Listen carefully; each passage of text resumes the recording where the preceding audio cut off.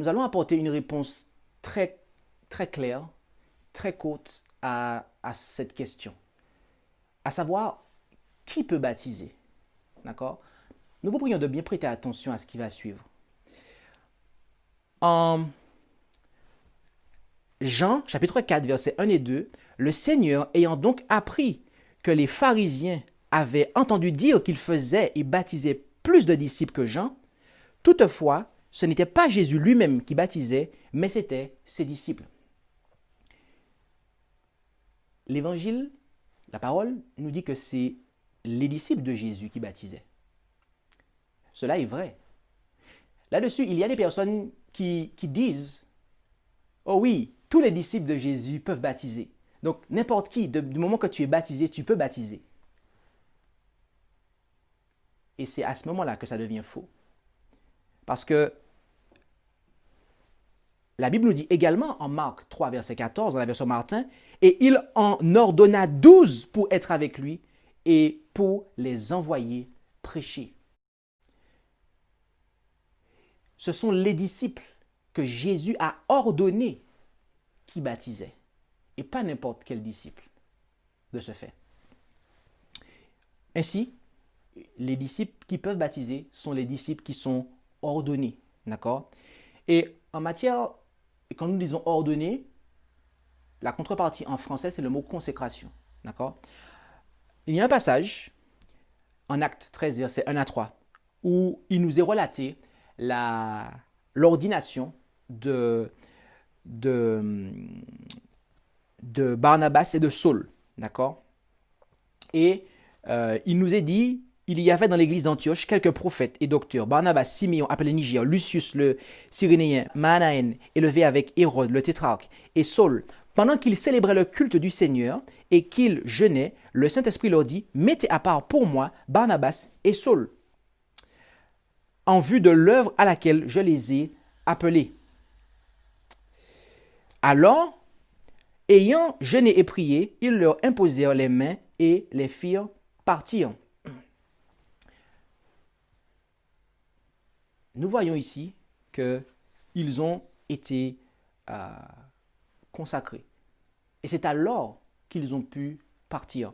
Là-dessus, la messagère du Seigneur nous dit, dans Conquérant Pacifique, page 141, paragraphe 3, avant d'être envoyés comme missionnaires dans les pays païens, ces apôtres furent donc solennellement consacrés à Dieu par le jeûne, la prière et l'imposition des mains. Ils reçurent ainsi l'autorité de l'Église, non seulement pour enseigner la vérité, mais pour administrer le baptême et organiser des communautés étant investies du plein pouvoir ecclésiastique.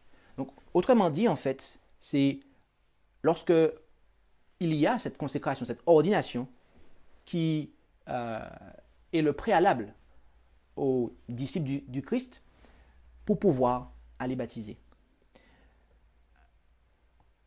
En matière d'ordination, et nous arrivons à la conclusion, l'Écriture nous dit, en 1 Timothée 3, versets 8 à 10, que les diacres de même soient graves, sans duplicité, point à donner au vin, aux excès du vin, ni portés au gain déshonnête, conservant le mystère de la foi avec une conscience pure, et que ceux-ci soient d'abord éprouvés, qu'ensuite ils exercent leur ministère s'ils sont sans reproche.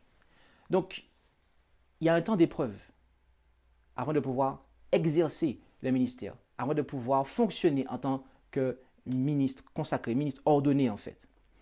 Et voyez-vous, il nous faut bien saisir une chose, c'est que, bien évidemment,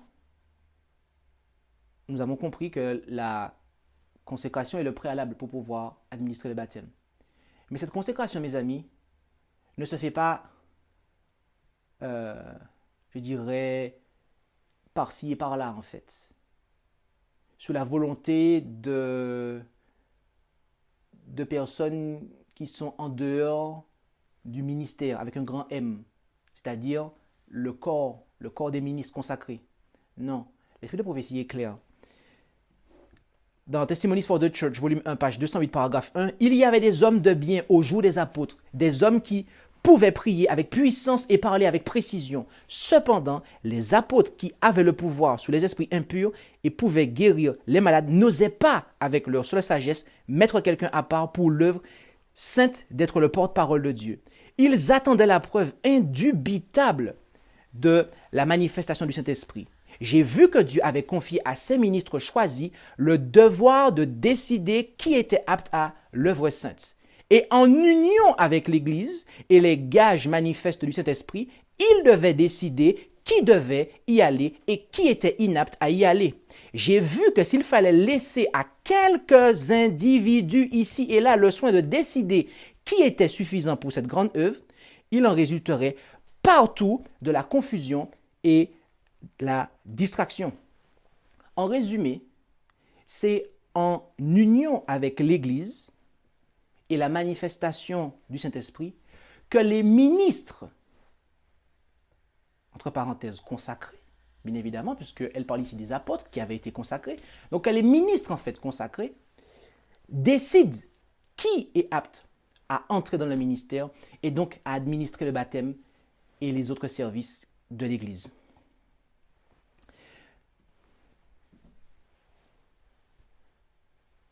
C'est en union avec l'Église et la manifestation du Saint-Esprit que les ministres décident qui est apte à entrer dans le ministère.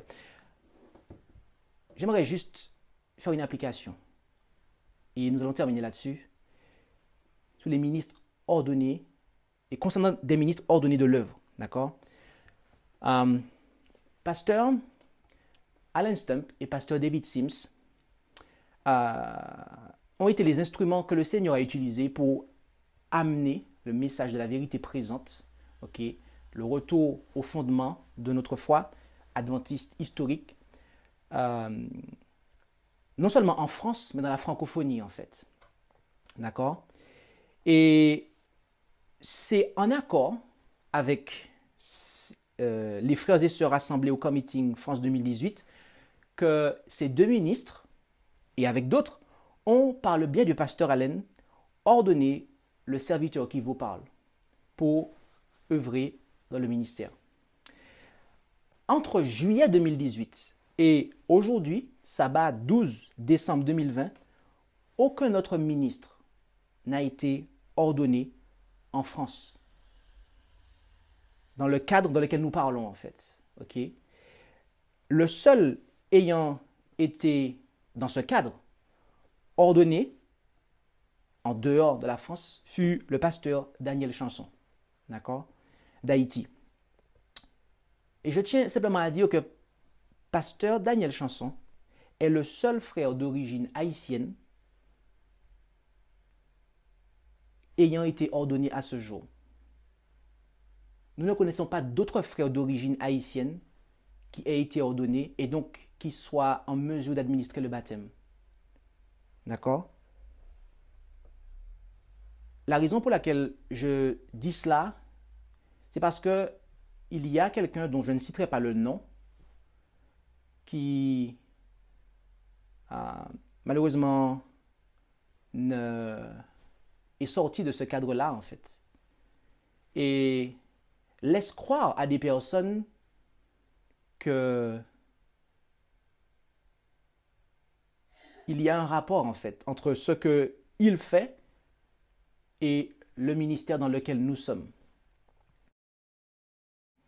Je tenais juste à préciser cela en fait, d'accord? Je ne vais pas rentrer dans plus de détails. La liste des ministres consacrés avec lesquels nous travaillons, d'accord, est affichée sur le site, d'accord? Donc, s'il y a des personnes qui vous laissent entendre que, voilà, etc. de choses, vous savez ce qu'il en est, d'accord? Je vais conclure en disant la chose suivante. 1 Corinthiens 14, versets 33 et 40. Car Dieu n'est point pour la confusion, mais pour la paix, comme on le voit dans toutes les églises des saints. Que toute chose se fasse avec bienséance et avec ordre.